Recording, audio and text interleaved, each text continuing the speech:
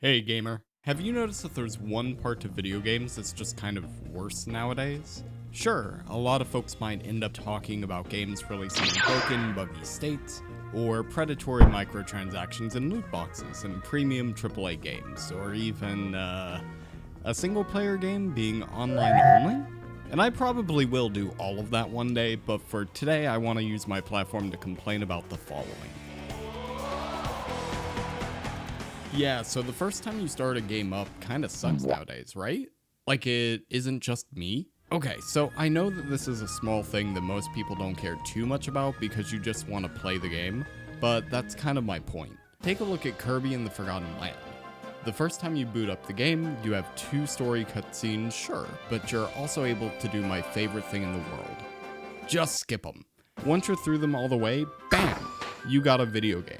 You're just playing the video game. Now take that and compare it to all of these. Did you happen to notice any pattern with these title screens?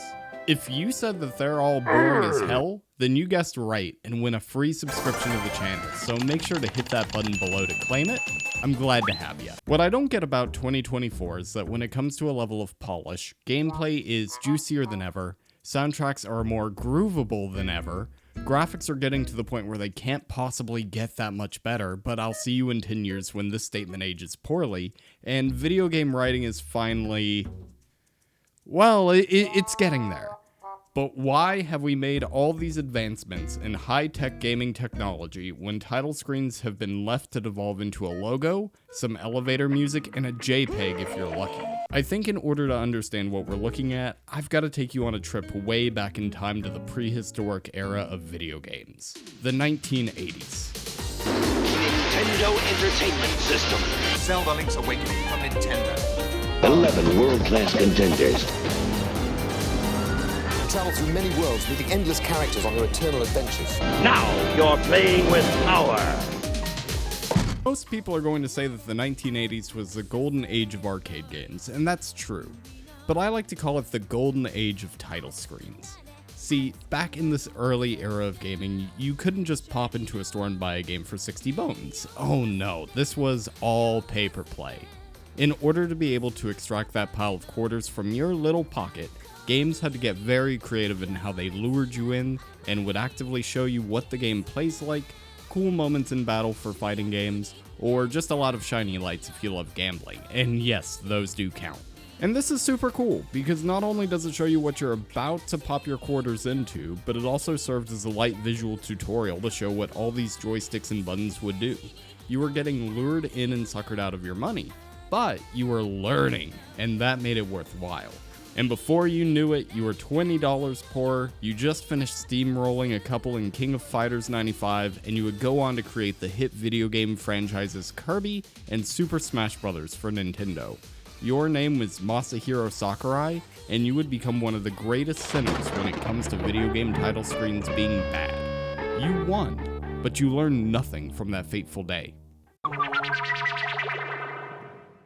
After the golden age of title screens, the rest of the game industry didn't really either though. See, arcade cabinets were really cool in the sense that the hardware wasn't exactly standard.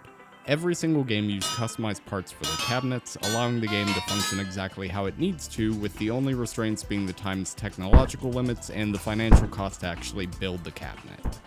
Enter the home console market. As the age of arcades wound down, so began the age of consoles.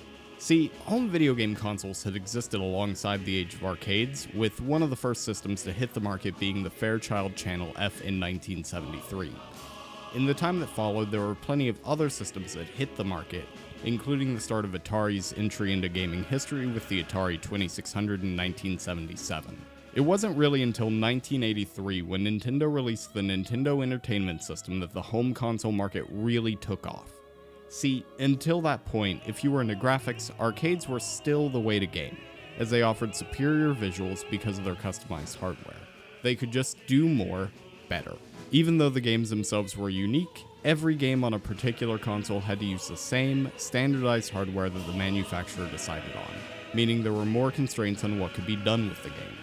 Even with the release of the NES, this would continue to be the case until 1988 when Sega changed the game with 16-bit processing. There are over 100 Mega Drive games. They get faster, they get harder. What are you going to do to keep up? At last, home consoles could match the graphical fidelity of their arcade counterparts, and developers went to town. The colors and smooth animation of Sonic the Hedgehog, the parallax layers of Thunder Force 4, the way X-Men 2 Clone Wars just put you into the game when you booted up. Sure, not every game was as impressive as those, and none of those released in the beginning of the console's lifecycle. But it's such a strong showing of what home console video games will begin to become.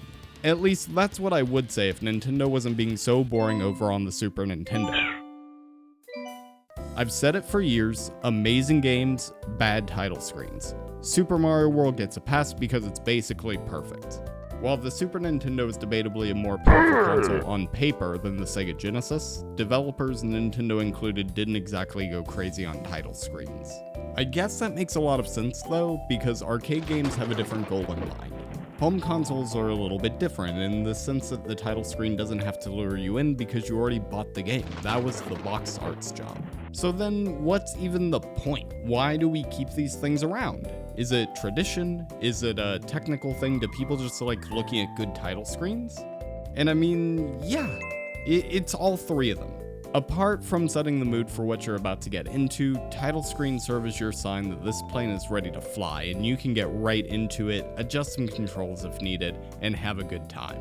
Once games hit the days of using a disc, sure, you can make the argument that if title screens got any cooler, it would take more time to load up the game, as reading from a disc is going to be slower than the console directly loading everything into memory when it needs to from a cartridge. And sure, that's true. But at the same time, back when every console ended up switching to discs, we still received so many iconic title screens that either set the mood perfectly or played with the medium.